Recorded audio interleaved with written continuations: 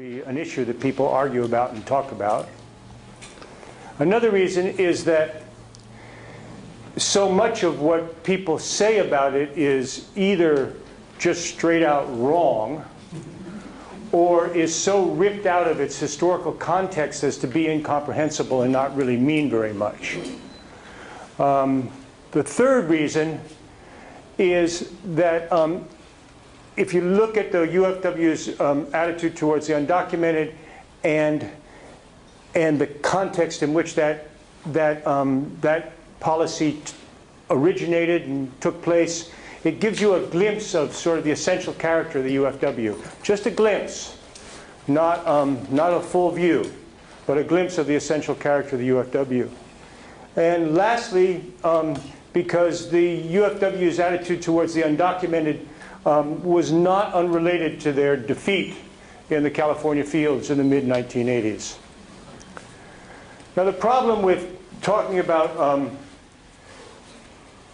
exclusively talking about the UFW's attitude towards the undocumented is that it leaves one really big part of the story out. And it's a part of the story that's always left out. So I'm sort of reluctant. I had some reluctance to focus on this question, and maybe towards the end I'll be able to talk about this other part of the story a little bit if we have time. And that is, in order to really understand UFW history, you have to understand the nature of the work itself, the nature of farm work, what farm work is like, because there's a tremendous amount of nonsense has been written about people about what farm work is like. It's a skilled job. It's by and large. Anybody here work in the fields? Anybody working in the field did? Anybody else? Well, it's skilled work, despite what all the people who haven't done it say about it. It's skilled work, and there are various skills in the different crops. So cutting lettuce is one thing, girdling grapes is another, picking lemons is another. And the various ways that the work is done and the relationships among the workers on the crews that do the work, whether it's collective piece rates, individual piece rates, or people working by the hour, have a lot to do with the various degrees of farm worker power that farm workers have periodically during harvests. So that you have to know kind of the particularities of every crop, of the major crops that the UFW was involved in. You have to know the particularities of the crops, and you have to know the skill involved in doing them in order to understand the fact that lettuce workers on piece rate crews were a lot more powerful than grape pickers working in the Central Valley. And if you try to understand UFW history without that, you're going to miss it. So, but it's very hard to fold that discussion into a discussion of the UFW and undocumented workers. So that's my one, and as I say, at the end, if you want to ask me about that, I can talk some more about that, or I have this clever little way that I'm going to work it in, but it doesn't really, it isn't really, the undocumented and the work itself don't really fit together. Now, the question that is still being debated is, was the UFW against illegals when they were breaking strikes, just when they were breaking strikes, or were they against the undocumented in general and wanted them all out of the California fields? People are still debating that question. People write books and they take one side of that question, and other people write other books and take other sides of that question. Now, I use the word illegals there, and I'm going to use the word illegals throughout my talk. Sometimes I'll say undocumented, and sometimes I'll say illegal.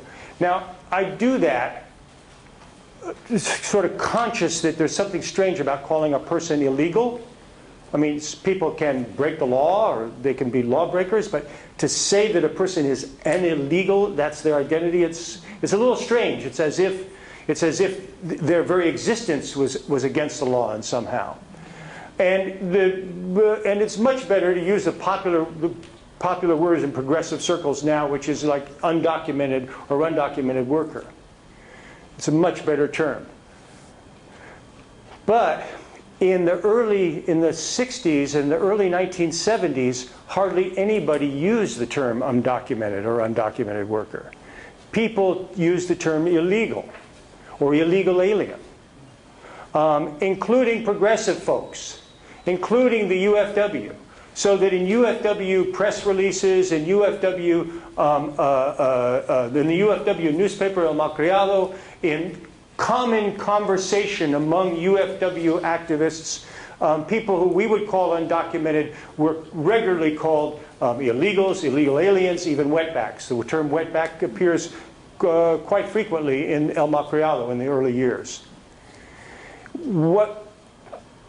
There is a campaign in 1974 that I'm going to talk about, which is called the campaign against the illegals. That's what the UFW called it in 1974. I'm not going to change its name to the campaign against the undocumented because it'd give you a wrong idea about what was actually happening. But you have to remember that the word illegal to a 21st century ear has a very different meaning that it had in 1965 or 1970 or even 1975. It doesn't become a popular term to use until the 1980s. So I'm maybe going to violate political correctness a little bit for historical correctness, and I'll use this term illegal. Okay, so the question is, was the UFW against the undocumented only when they were breaking strikes, or in general and they wanted them all out of the fields? Well, the answer to it is fairly straightforward, but it needs a periodization because the UFW changed over time. Basically, from 1962, when the FWA was founded, which then became the UFW, from 1962 to 1975, the UFW was against illegals in general and wanted all undocumented out of the fields. That's a long time, 1962 to 1975. In 1975, after 15 years of agitation in the fields and after a couple of very powerful boycotts, the United Farm Workers and their allies forced a concession from the state government, which was the Agricultural Labor Relations Act, which gave them various rights, and it's probably the most progressive labor law in U.S. history, gave farm worker unions and farm workers various rights, which I can talk about somewhat later. But the most important thing for our discussion is that it was silent on the question of the undocumented, which meant that undocumented workers could vote in union elections. Well, this was a problem for the UFW. There's a very fascinating tape of the meeting in which they discussed this problem, because between 1962 and 1974, they had been against illegals. And now illegals are going to be able to vote in these elections. So at the 1975 convention, they changed their position. They welcomed what they called los visitantes. They welcomed them into the union, and they opposed the undocumented only when they were breaking strikes. So it changed, the policy changed. And it remained that way, even though they kept their reputation as a union that was against illegals. In fact, the undocumented were welcomed into the union post-1975. It was a little bit too late in terms of the elections in the grape fields. I'll talk about that in a bit. But they did change their line, and then that line continued until 1994, after César Chávez dies. And after he dies, the UFW, which had pretty much been defeated in the fields in the mid-1980s, makes a valiant and serious attempt to get back into the fields. And crucial to trying to get back into the fields was to make their policy on the undocumented even stronger. That is, to welcome the undocumented, to become a defender of the undocumented, and to become a defender of immigrants in general. And that was a very strong change in their position. And they solidified it by leading the campaign against Proposition 187. if you remember, Proposition 187 was going to make it, it was an anti-immigrant proposition. It was going to make it deny the children of illegal aliens the rights to go to school and stuff like that. Very, very draconian proposition. So the UFW led that fight against that in order to try to tell the farm worker world that they are now were pro-immigrant. Now, that's the bare bone answer to the question. But as a bare bone answer, it's practically worthless. It's useful. It's useful in sort of contemporary polemics. I mean, I think some of you heard the guys who set up the Border Patrol, the contemporary Border Control, the right-wing anti-immigrant people. One of the guys said very famously, well, even César Chávez had his own Border Patrol. You know, it's useful like that, but it doesn't really explain what was happening. That description that I gave, it doesn't explain. In order to understand what was happening, you have to know the historical context in which it happened. And you also have to have a certain generosity of spirit that is sort of lacking usually in historians. You know, historians are Monday morning quarterbacks. They analyze things after they already happened. And they are very judgmental. And usually they're not very generous to the actors who faced an unknown future. And it's very easy for them to point out their errors. And Nietzsche at some place says that the historians are rarely generous. The most they can come up to is tolerance. You know. So what I'm going to ask of you is some imagination to, like, let's put ourselves back in that period, which is very different. It's 50 years ago. The U.S. was very different than it is today. The policies, immigration policies were very different than they are today. And also to have a generosity of spirit towards the people in the UFW who made these decisions. All right, so the first thing in historical context, the first thing that, that you have to understand, and I understand that you talked about this somewhat in the last period, is the UFW begins at the end of the Bracero program. And the growers and the INS, the ICE of the time, knew that the Bracero program was going to end 2 or 3 years before it ended. 1961 was a terribly bad shock with the strike in the Imperial Valley. The Kennedy administration ran on a platform to end the Bracero program. There was a liberal coalition against the Bracero program in the United States. It was part of the civil rights agenda. Braceros in the fields were getting more rambunctious and tending to join farm worker strikes. That's what happened in 1961 in Imperial Valley. People knew it was on the way out, and starting in 1961, it's renewed only year by year. So there was a certain amount of panic, both among the, well, panic is a little too strong a word. The growers were extremely worried about what was going to happen when the Bracero program ended. Who was going to do the work? Because in certain selected crops, the Braceros were still doing a hell of a lot of the work in harvesting California vegetables, fruit and vegetables.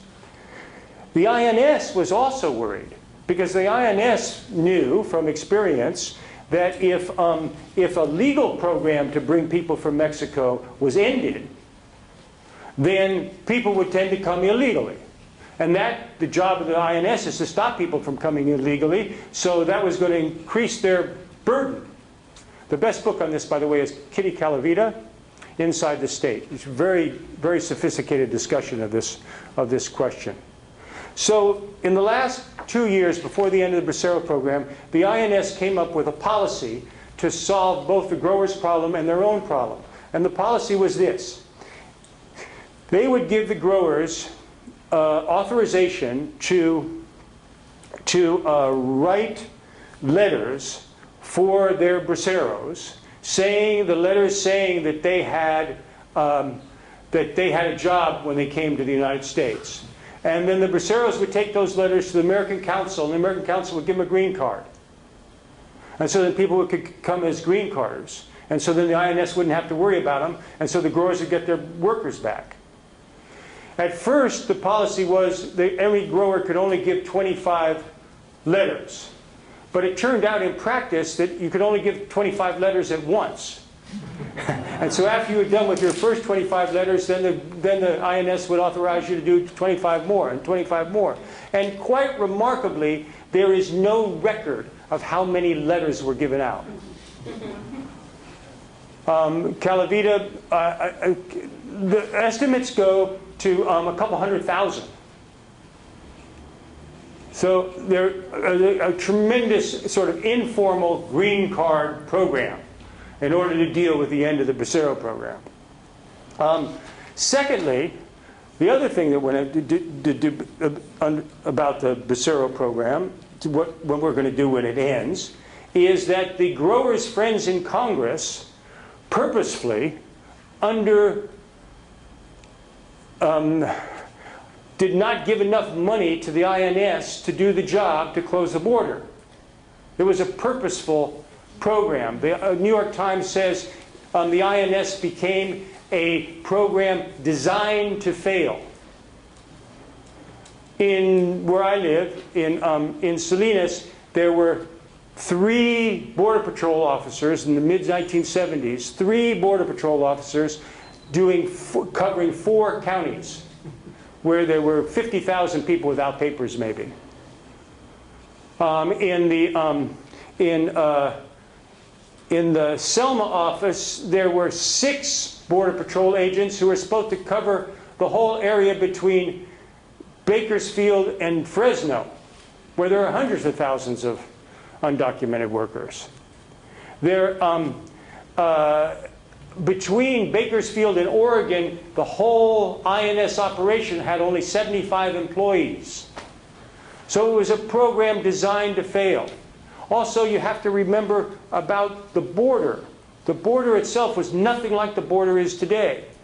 I would say like the gates were thrown open, except that there weren't any gates. You know, there wasn't a great big wall. There was a cyclone fence in the major. Areas, the major passage areas, and then outside of town there'd be 2 strands of barbed wire. Sometimes it wasn't even barbed wire.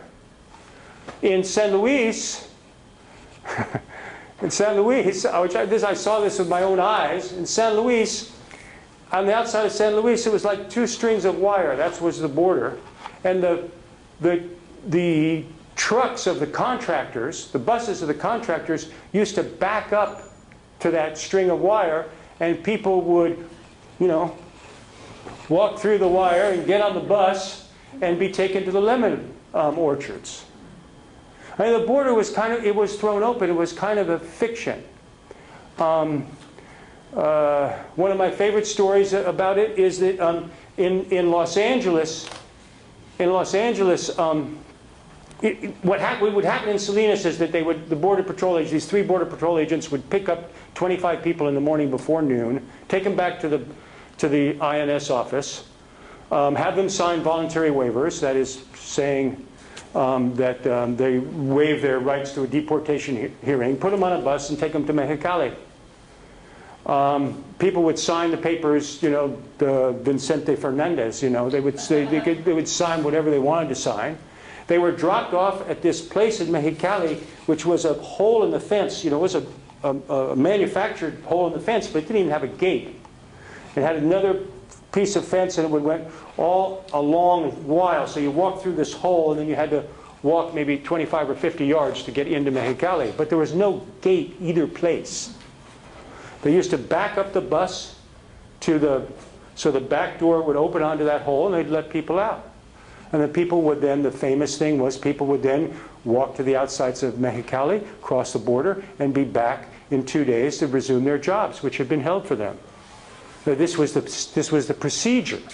This is like the standard procedure. There was one very interesting case where in Los Angeles, The Border Patrol didn't have enough buses, so they hired Arrow bus lines to take people to the border.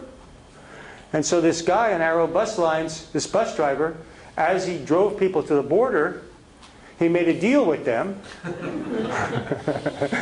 And you can get what happened. And he would just drive down the thing after he dropped them off and pick them back up and take them back home for 75 bucks. It's all in the LA Times. So the border was thrown open. And I think you talked about this in the last lecture. And a whole new wave of immigrants came into California. A whole new wave of immigrants came into California. Many of them ex-Braceros coming back to do the work. Okay, that's the first background that you have to understand. That's what's happening at the border and in U.S. policy. The second background that's crucial to understand is the diversity of farm workers in California in the early 1960s, before the end of the Bracero program. Very different than it is today. Today, according to some of the work that Phil is involved in, 9 out of 10 farm workers in California were not born in California. 9 out of 10. It's basically a Mexican and Central American workforce.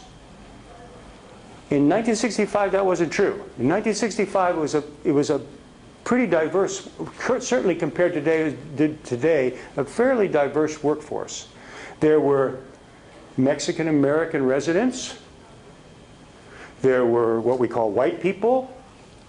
There were African Americans. There were Tejano migrants.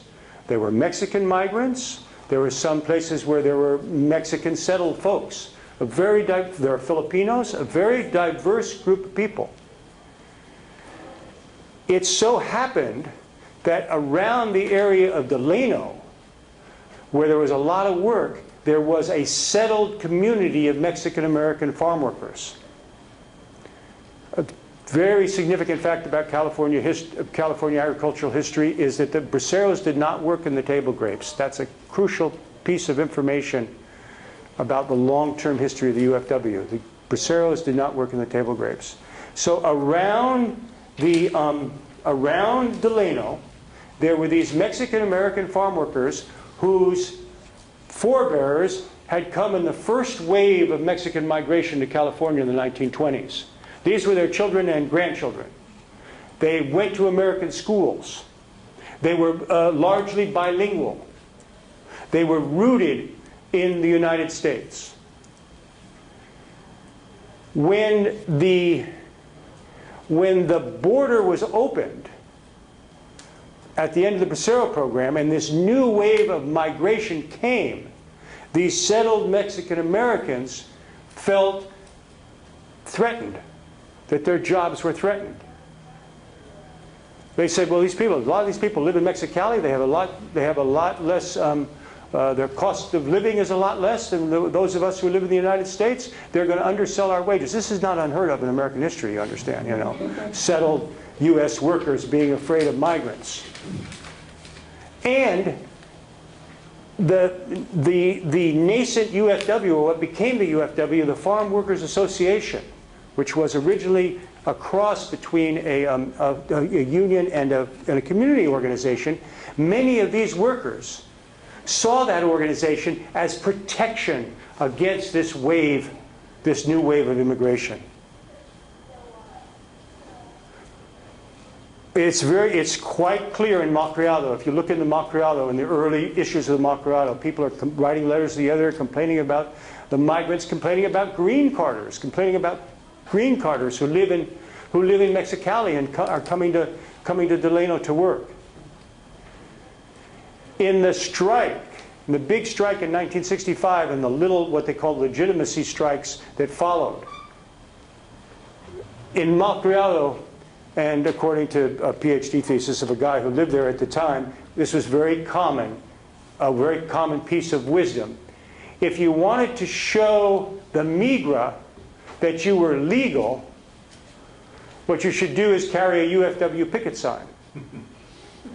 Sort of, this was like proof that you were legal. So a lot of the UFW's early opposition to people without papers is rooted in this place, Delano, which was the very first place the UFW organized and where their very first base was. So it's understandable. We have a generous spirit. We can understand where that position came from, even though we might politically see now, historically, that it eventually becomes a disastrous decision. We can see where it comes from. Then consider the leadership of the United Farm Workers Union.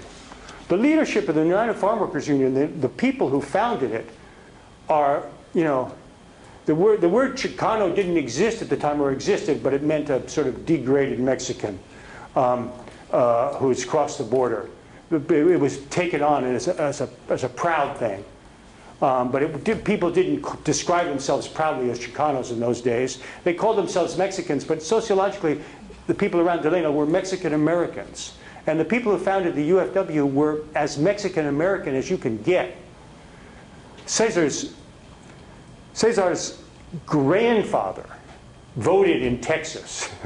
His grandfather homesteaded a farm in Arizona before Arizona was a state. You know, he served in the Second World War in the Navy. He's a Mexican. It's clear the Mexican-American experience. He's a child of the Depression, child of the Second World, serves in the Second World War. Mexican-American. Dolores was born in New Mexico.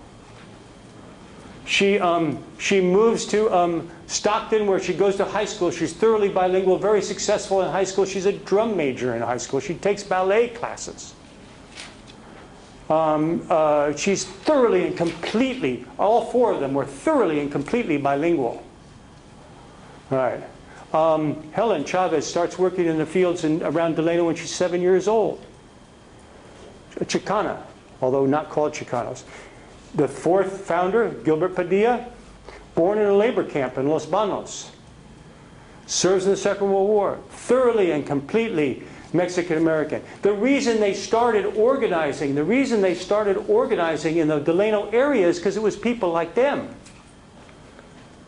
And because there was so much work in that area. But it was because it was people like them.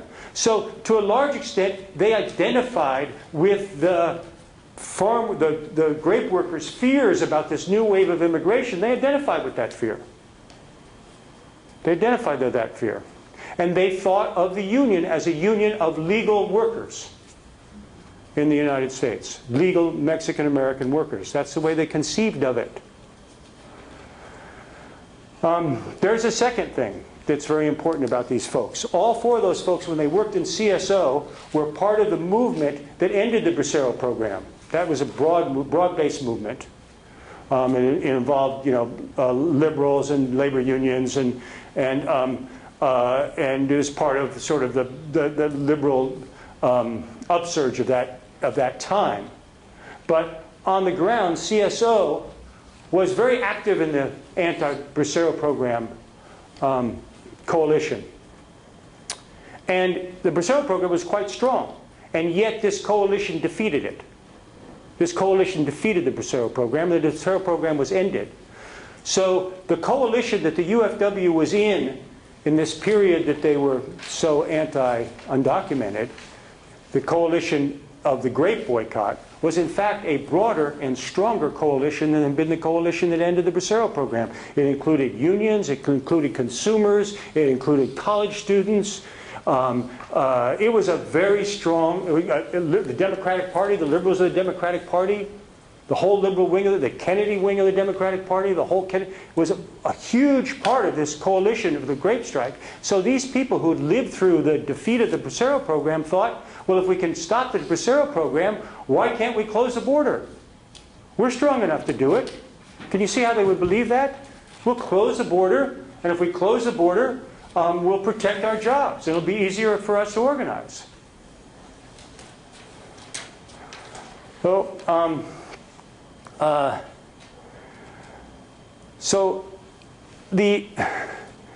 if you can get yourself inside the the actual situation of the day, you can see how it wasn't ridiculous for the UFW to be taking this position. Now, there is a limit, however, to historical context and to historical generosity, and we're going to come very close to that limit right about now. Because in 1974, at the height of the UFW position against illegals, when they have a campaign against illegals, which Chavez calls the single most important campaign that our organization has, when the UFW passes out a petition signed by 50,000 people, which says, I want to get the exact words, which says, illegals are breaking farm worker strikes, displacing farm workers from their jobs in the U.S., and depressing agricultural wages, and calls for more activity by the Border Patrol to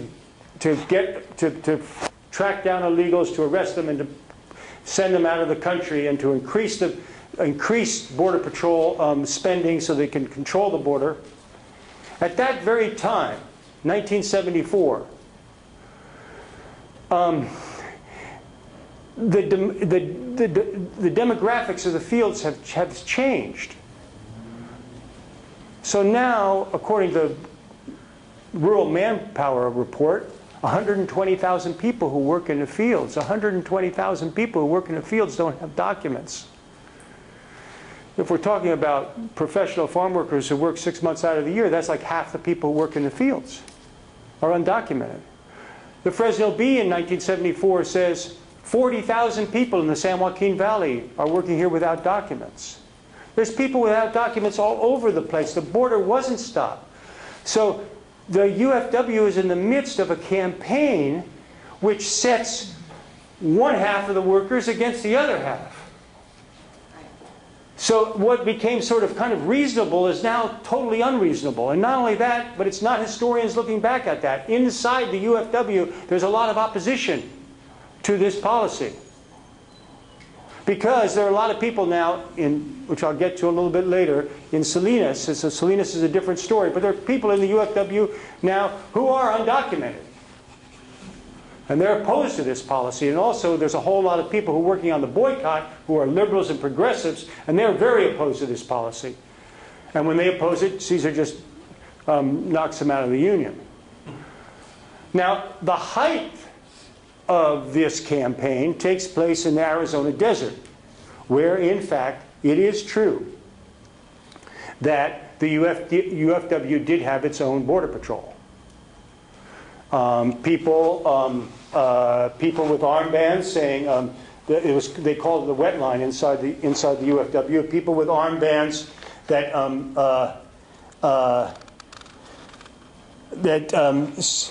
I forget what the armband said. I have it here. I think it said UFW Border Patrol on the armbands. There's 30 to 65 people living in tents along the border outside of San Luis who have dune buggies and even have an airplane, and they're stopping people as they come across the border and turning them back.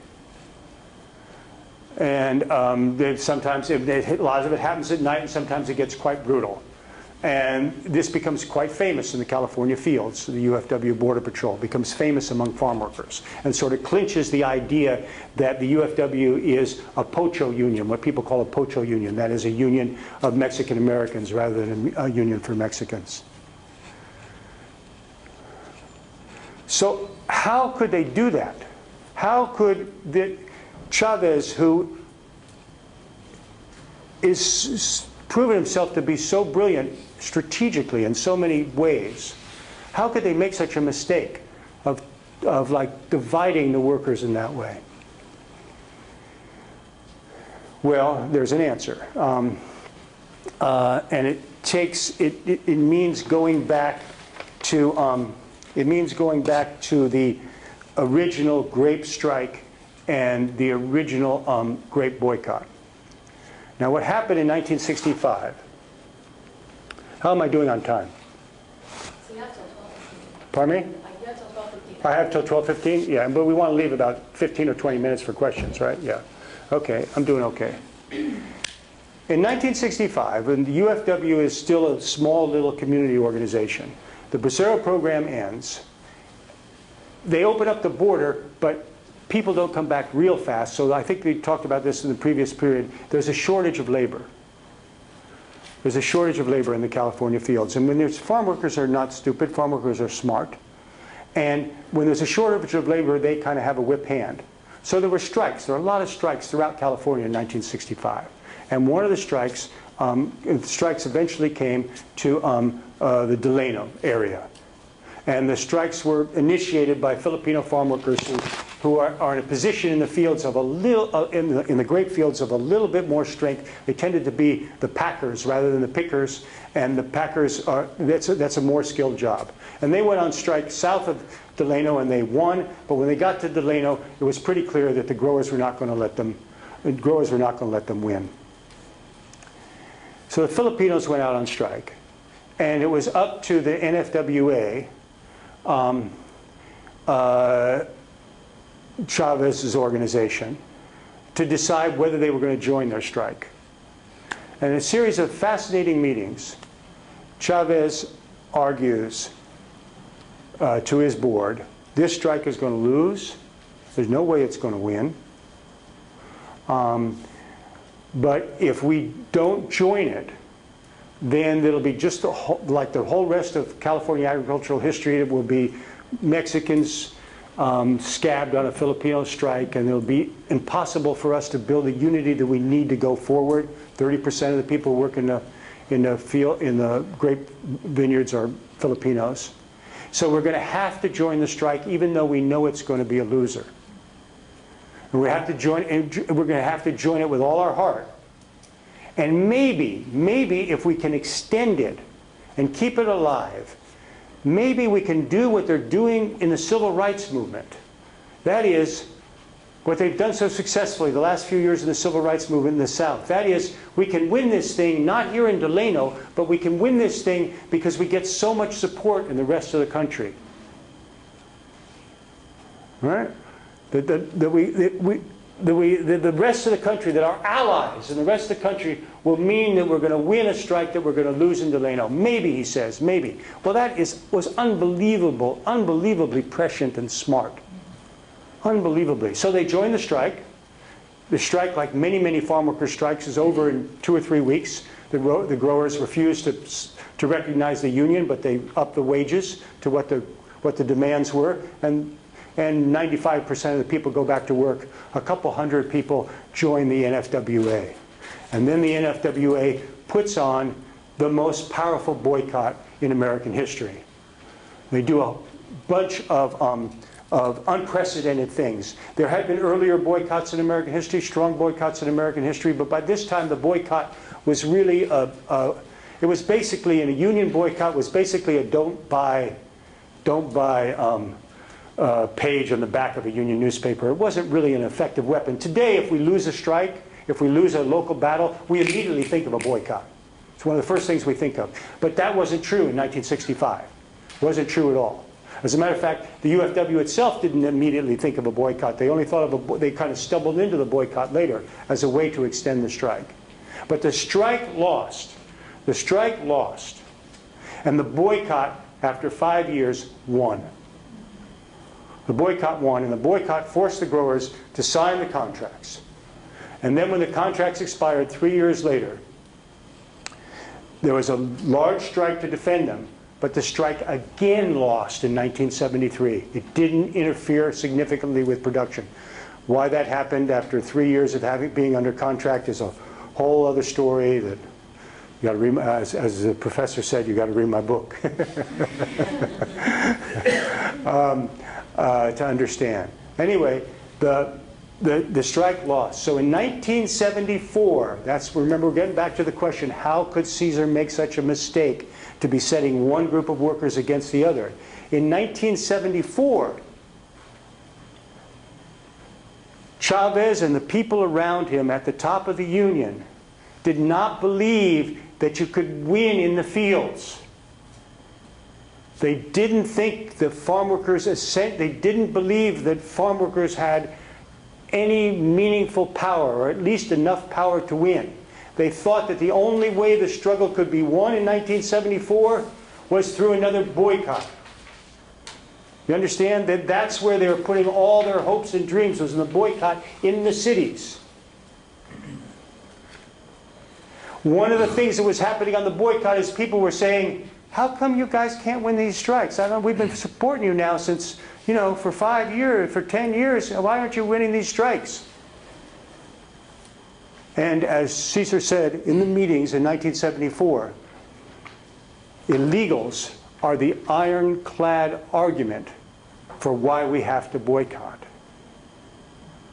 So the reason they made the mistake, in my opinion, is because they were so focused on building the boycott coalition, they weren't worried about organizing in the fields, because they didn't think that organizing in the fields was the way to power. They thought the boycott coalition was the way to power. And so it was something that they could say to the boycott.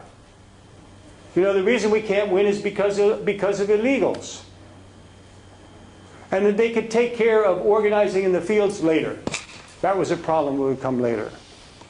So it was essentially the boycott that drove the position on illegals at the end, when it becomes a kind of a ridiculous position, and a position that's disastrous for the UFW. In 1975, the year after the wet line, the year after the campaign against illegals is not just a petition. In the Selma office, there was, I got the numbers down here, the UFW turned over to the INS the names of 2,641 people who didn't have papers in the Selma area, and complained to the US Congress that only 195 of them were removed. And this is a very active campaign. It wasn't just a petition in the cities. So, in 1975, with the passage of the Agricultural Labor Relations Act, it turns out that all these people who you've been pointing the finger at are going to be able to vote.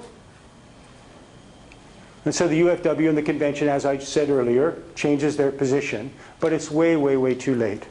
And in fact, what happens in the Central Valley is the UFW loses most of the ALRB elections in the table grapes.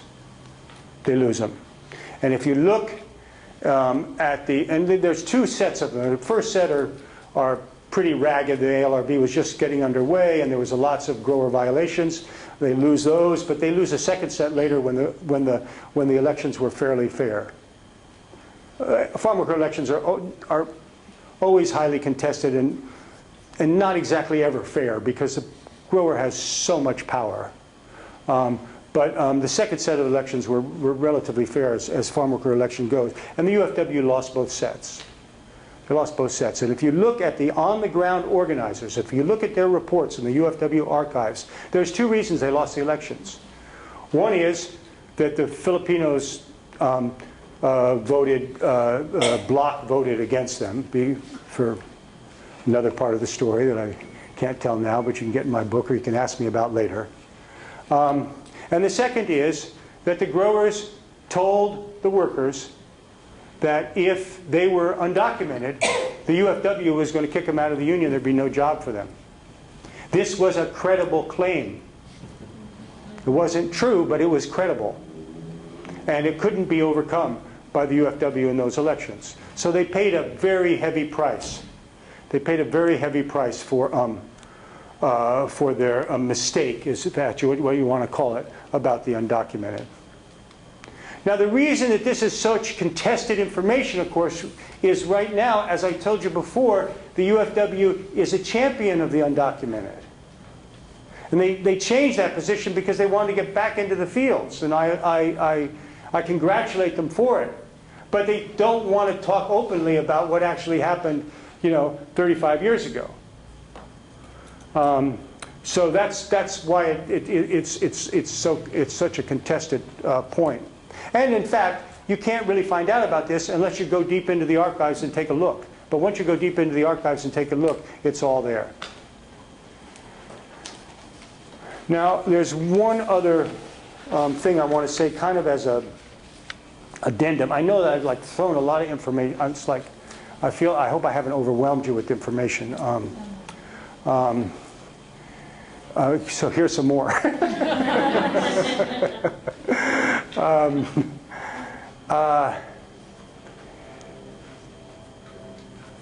As a basic way, when you think about the UFW,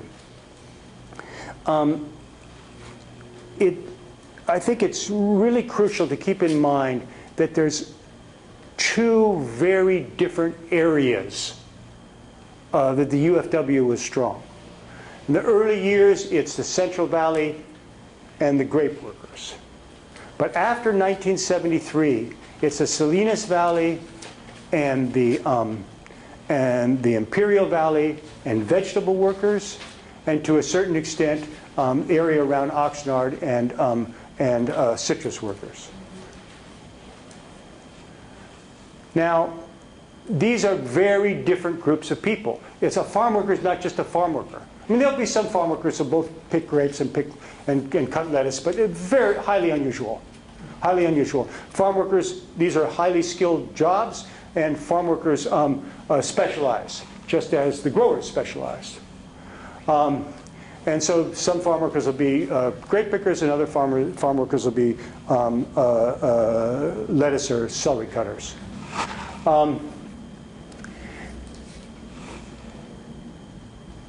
The people in 1965 who were working in the vegetables in the Salinas and Imperial Valley were as different from the people in Delano as you could get and still be a farm worker.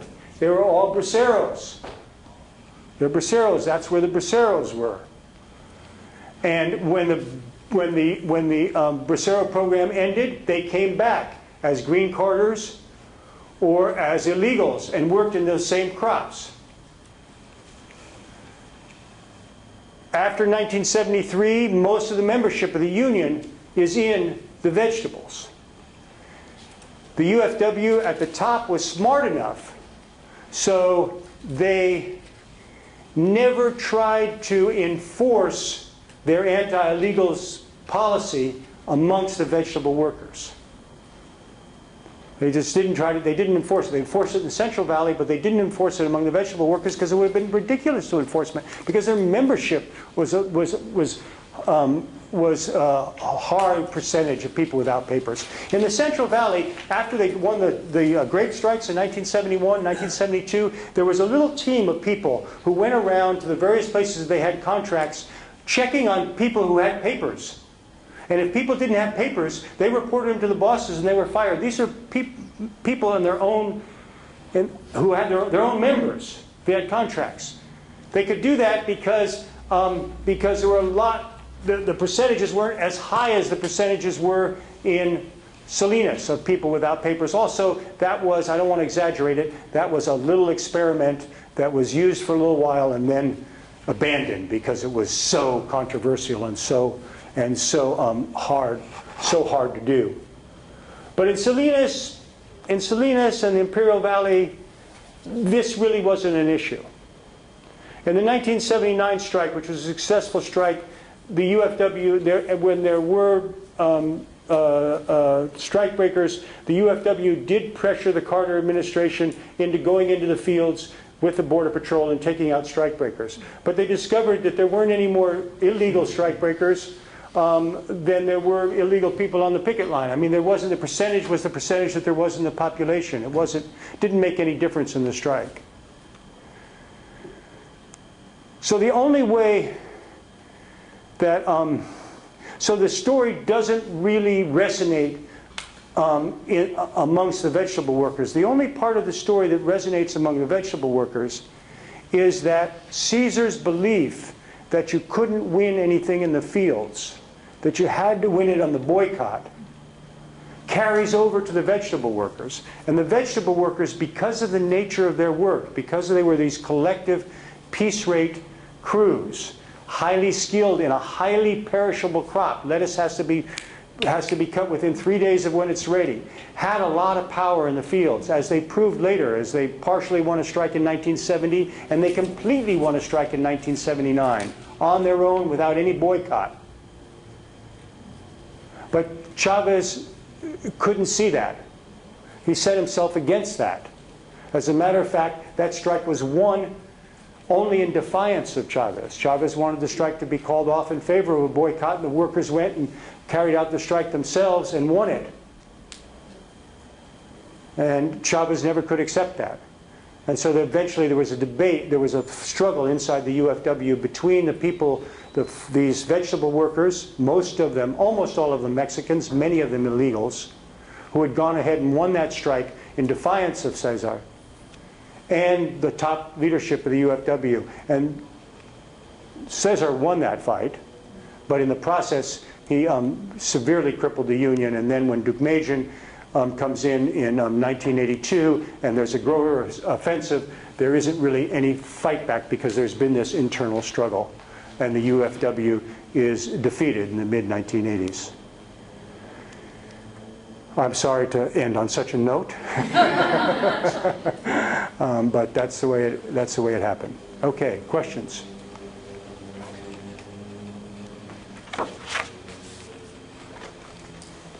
Yeah. You mentioned a number of times the leadership. Yeah. You made some passing comments about Caesar's sort of, I don't know, authoritarian or something. When he said people were expelled. I'm trying to get us, if you could give us a sense a little bit more of what the UFW leadership was beyond just the figure of Caesar. I mean, we know Dolores Huerta and the other 2 or 3 figures. And part of that question is, you talked about historical context broadly, but it seems to me that, like with the case of any American labor movement history, like the CIO, for example, you can't really understand it outside of a history of the American left and what the American Communist Party or other currents were doing and what they're providing leadership or misleadership, as the case might be. So I wonder if that's part of the story at all. Yeah, absolutely.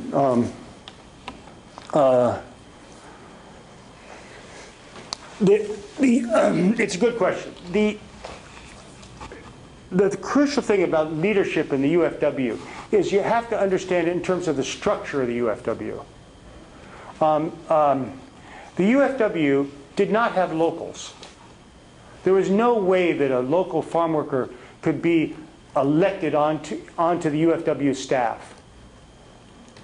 Instead of locals, they had what they called field offices. And field offices, the people who ran the field offices were appointed by the center, were appointed by the mesa directiva of the union, of the ruling board of the union.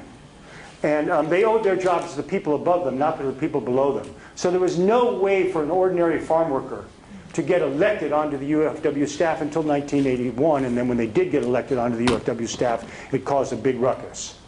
So it was kind of a command, the structure of it was like a command-obedient structure, sort of a military structure. And it was extremely powerful for a very long period of time because of that. 250 people who deeply believed in Chavez, and Chavez had earned their respect because he'd made a whole lot of right decisions.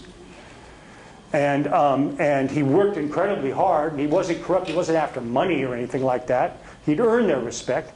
And so people who would do anything for him, 250 people, that's a lot of people. If you have if you're all on the same page and you're all doing the same thing and you're all extremely dedicated, and you're, by the way, only getting $5 a week plus expenses.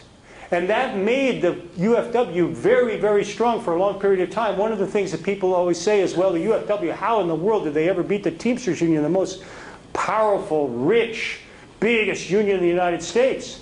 Well, part of the reason is because the Teamsters had like five levels of bureaucracy, It was sort of bureaucratic anarchism, and the top could never tell the bottom what to do. And so they were not a united force. They were always fighting among themselves. As a matter of fact, UFW always thought they were being betrayed by the Teamsters, because the Teamsters, one Teamster would say one thing to them and another Teamster would say something else. It wasn't betrayal, it was just that the Teamsters at the top couldn't control the Teamsters at the bottom. That's not the structure of the organization.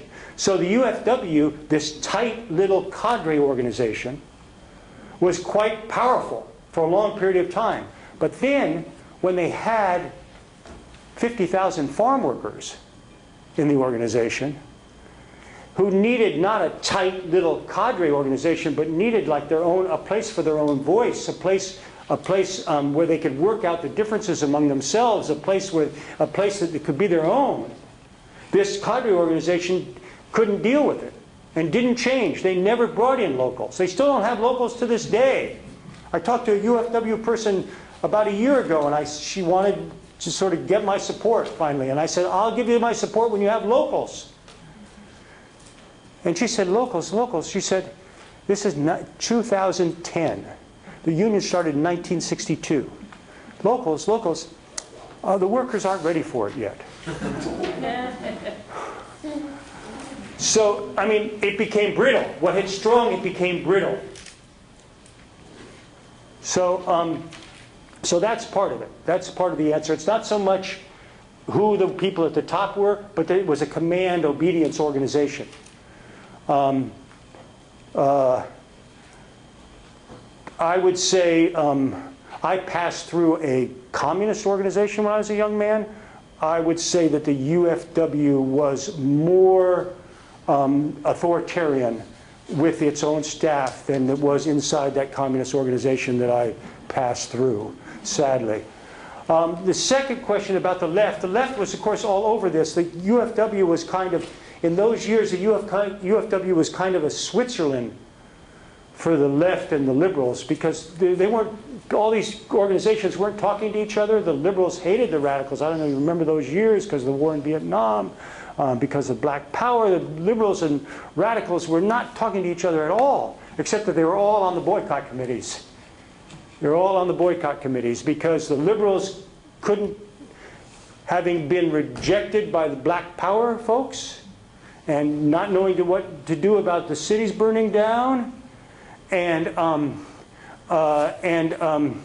they couldn't turn their back on this nonviolent movement. They couldn't turn their back on it. As also they felt, especially the Kennedy liberals, they felt that here was a social movement that they could use to ride to power.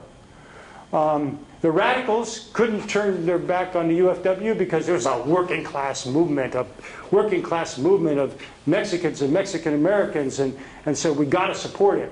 So there was the kind of this left liberal alliance inside the boycott committees, which was totally unprecedented in the late 60s and early 70s. It didn't happen anyplace else. The left tried to oppose the policy on illegals. They got nowhere. Part of what happened with the left, of course, was that very, very, very, very few people, we're talking about a handful of people on the left, knew anything about farm work. They knew anything about farm work, and as I said before, farm work is the basis of this story, and if you don't know about farm work, you can't know about the farm worker movement. So I don't know if that answers your question. Yeah? Did you have a question? What made Chavez choose the hierarchical form of organization rather than have locals? What made him choose that? That's a really good question. Actually, this guy got an answer to it. The extent to which what happened in the UFW was a reflection of what was inside Cesar's head, which is somewhat, not huge, but somewhat.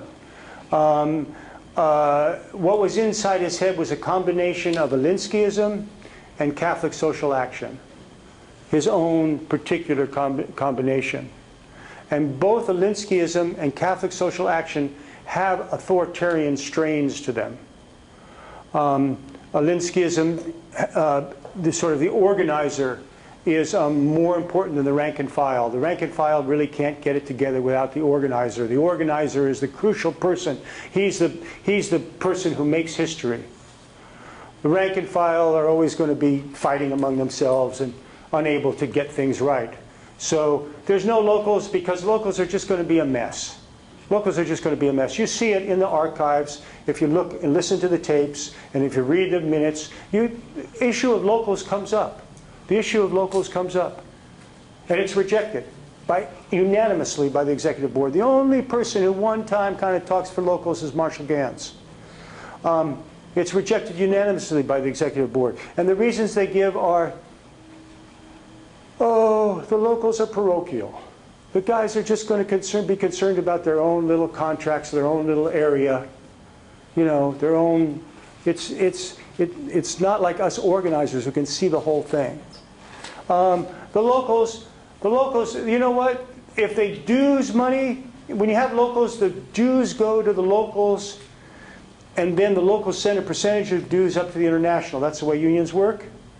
Oh, we don't want that to happen. These guys they'll spend the money, they'll take the money and go to Mexicali and have a big weekend. There's a real kind of disrespect for the rank and file. A third reason we're going to have locals is, well, if there's locals, then there's going to be elections and there's going to be politics, and you know, we're never going to get anything done.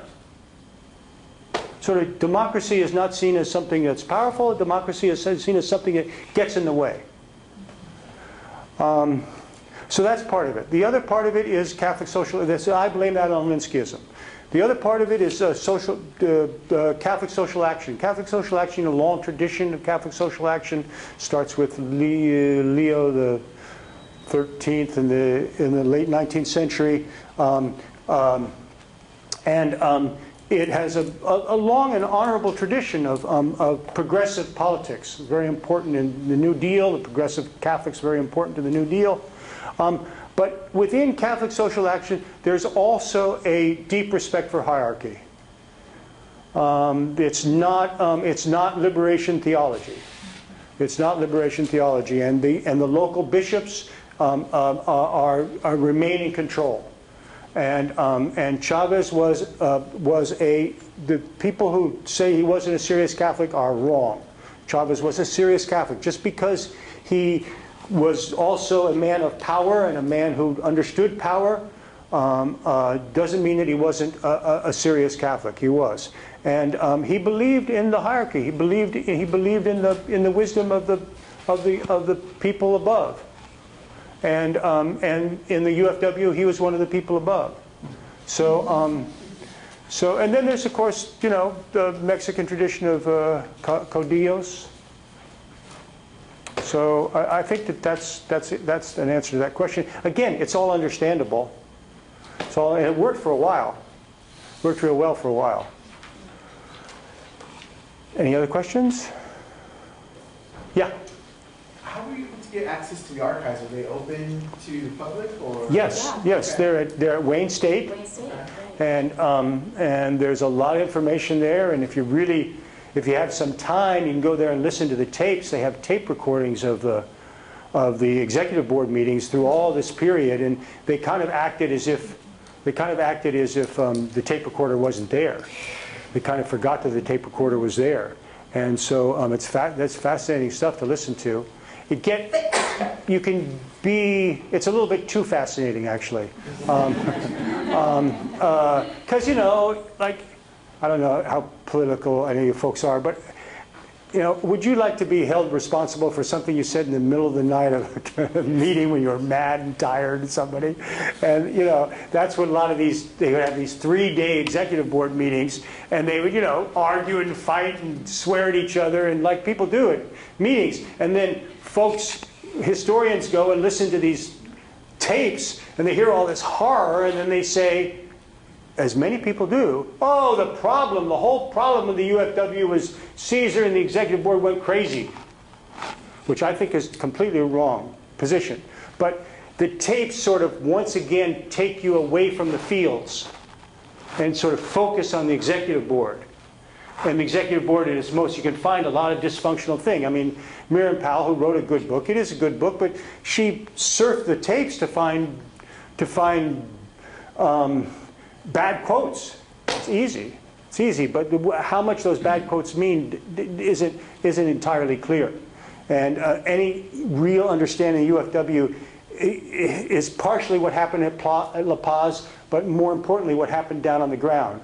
And there aren't tapes of, well, there is one tape that I use quite extensively in a meeting between the executive board and the leaders of the 1979 strike, which was taped, which is a fascinating meeting where Chávez says we're going to go on a boycott, and the workers say we're going to keep on striking. And there's a big clash, and Chávez essentially doesn't have the power to stop them. And so he goes back to La Paz, and they carry on the strike against his wishes, and in 2 weeks they win it. And Chávez never accepts that, which I think in large way was perhaps his greatest failing, because most political leaders, something like that happens, they just go back to where and say, hey, we won. And they embrace the, they tend to try to forget the fact that they were on the wrong side. That was what a sensible man would have done. By that time, he wasn't acting sensibly. I'm sort of sorry I really do. My book came out a year ago, and I've gone around and given a lot of talks. I don't usually give this one about illegals. I give more a general one. But it often is a downer,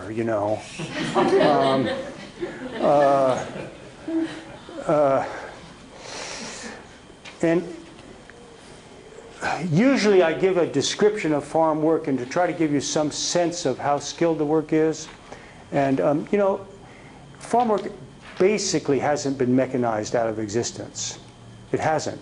There was the tomato harvester, the famous tomato harvester, and a few tree shakers that have worked, but it's still, and now they have a lettuce thing. I mean, but it's still done by people with tools in their hands. People with tools in their hands, and it's skilled. You don't just go in and do that work unless you are been trained at it, or done it beside your father, or helping out your dad, or your cousin, or your uncle, or your sister, or your mother. And the combination of the skill that's required and the fact that you're dealing with seasonal crops, so that the grower's entire investment is tied up into this one harvest time. And that if he loses that harvest because there's a strike or because there's bad weather, as they've been saying since the beginning of commercial agriculture in California, if you lose a harvest, you can't win it back. It's not like losing in a factory where you can stockpile the goods and bring people back and work them triple shifts and make back part of what you've lost. What you've lost, you lost forever. It's gone. Well, that combination gives farm workers periodic power. Power in those positions, in those periods. It's periodic power. It disappears after the harvest is over, and the growers can take back what they've conceded. That's what they've been doing for a long time. The key in the UFW was that it combined for a while that periodic farm worker power with a larger institutional power of the farm worker allies in the cities. And as long as those two were in sync, the UFW was powerful. When they went out of sync, it wasn't.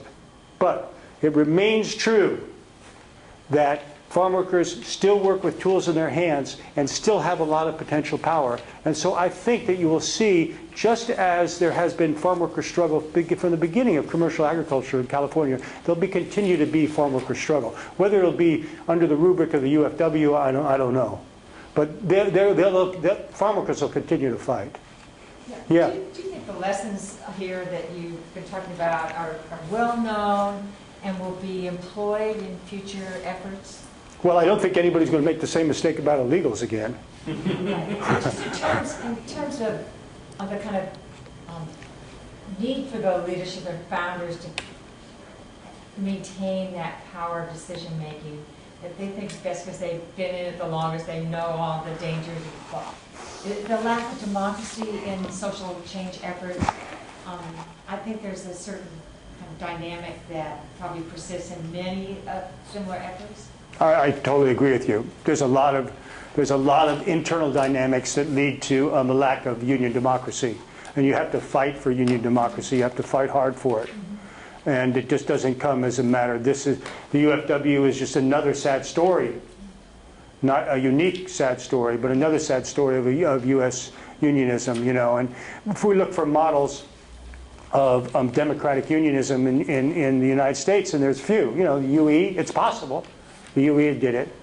Yeah, no, I think that's a very good point. And I think the sort of main lesson is there's no, if you're a union, even it's important to get as much external support as you can, but there's no substitute for support from the workers. And the way you get support from the workers is if the union belongs to them, if it's theirs. And the way that's going to happen is if you have democratic structures inside the union. So if there's any lesson, that would be the lesson from my point of view. Yeah.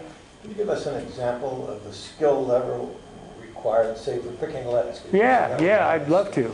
I'd love to. So glad you asked that question. I go out in my garden and I just pick Yeah, okay. So iceberg lettuce. So iceberg lettuce, which was the dominant crop at the time.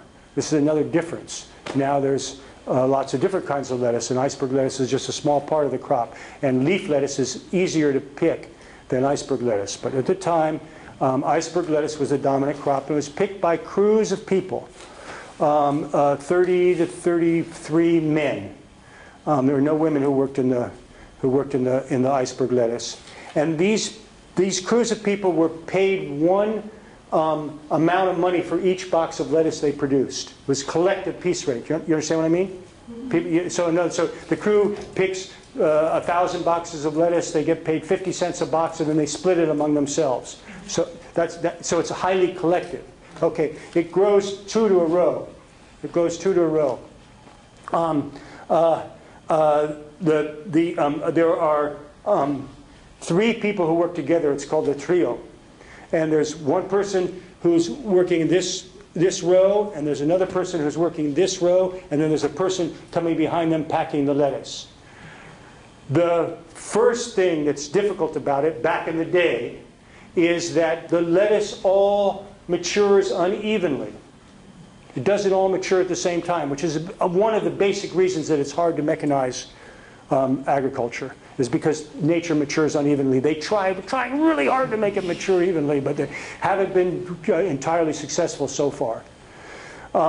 So when you go through to cut the lettuce, the first thing that you have to do is you have to choose which lettuce to cut and which lettuce to leave behind. Right? Because there's going to be another pass through. In those days there were 3 passes through, sometimes 4. So if you have to touch the lettuce to see whether it's firm before you cut it, because that's what you want it to be firm, you're too slow. You can't keep up with the crew. You have to eyeball it. You have to be able to eyeball it to see whether it's firm enough. There are different varieties of iceberg lettuce, so the visual clues from each variety are different. And so you have to know the different varieties. So you go through, you cut it, you bring it up, you cut it again, you shake the leaves, and you put it down on the bed. You go along like that. It's all agachado. It's all bent over. All right. The part of the skill is being able to work like that for 6 or 7 hours a day. Lechugueros hardly ever worked 8 hours a day. You have to work bent over, going as fast as you can. It takes just a few moments to cut a piece of lettuce. And not everybody, that's a skill in of itself that is built into the culture. Not everybody can work that hard. The people who can work that hard are the people who've been working in the fields next to their uncles and fathers and mothers and sisters their whole lives back in Mexico.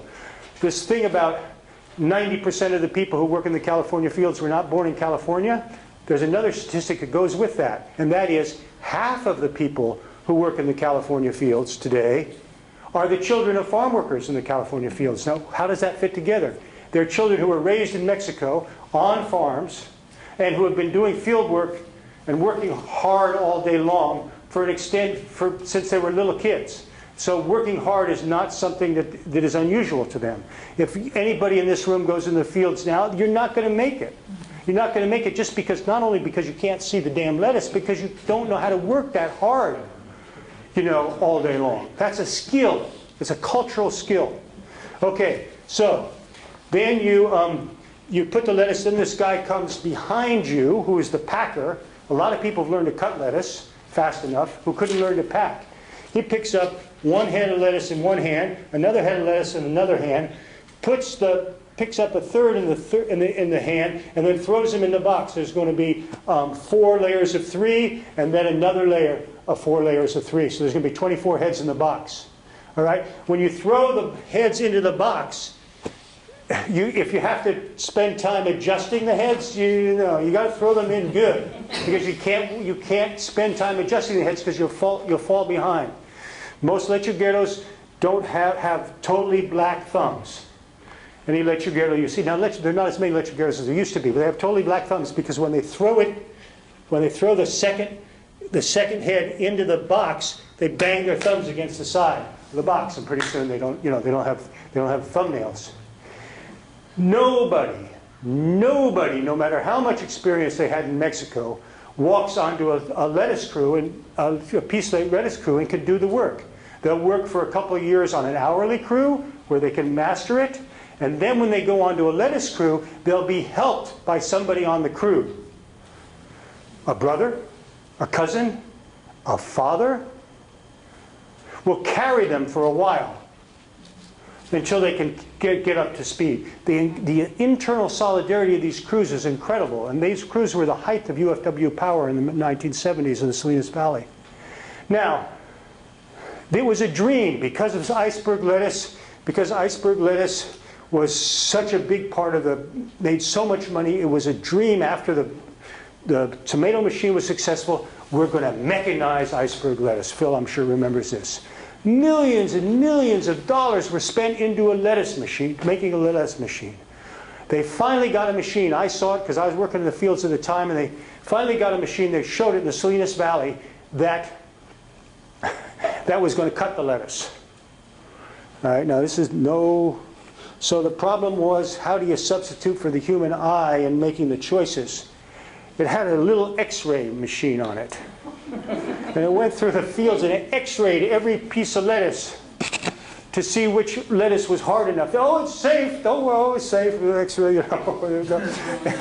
And in fact, it was successful. It was successful in cutting the lettuce. And then people picked up the lettuce and put it on a conveyor belt, and the lettuce went back up to this kind of machine that kind of looks like an airplane. You may have seen them in the fields. This never worked. The problem was they could not build a machine that could pack the lettuce. They got a machine that would cut it. They got a machine that would cut it, but they couldn't build a machine that could pack it. So they had to have all these women up above on the machine packing it. Well, it didn't save them that much money. Didn't save them that much money. And then as iceberg lettuce became a smaller and smaller crop, they sort of gave up on the effort. But they spent millions and millions of dollars trying to build a machine to replace human beings who did this job. It's as skilled as any working class job I've ever done. It's certainly way more skilled than working on an assembly line in a factory. And working on an assembly line in a factory, you learn a job in a half a day, or you're not going to ever learn it. In the fields, it took me 6 years to become an average worker. And I was a young, athletic man. It took me 6 years to become an average worker. It's, from the beginning of agricultural economics, it's been assumed that the very first guy who wrote about it said it's unskilled labor with open entry, and you can get anybody to do it. Well, you can't get anybody to do it. The guy was wrong. You ask any grower, actually. When these people went on strike, when the electric girls went on strike, the only people who could replace them were with people with similar skills. You could not bring in people off the street to cut lettuce. Was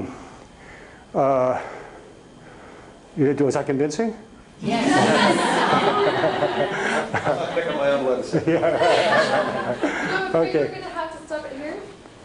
But thank you so Oh, well, much. thank you. Thank you.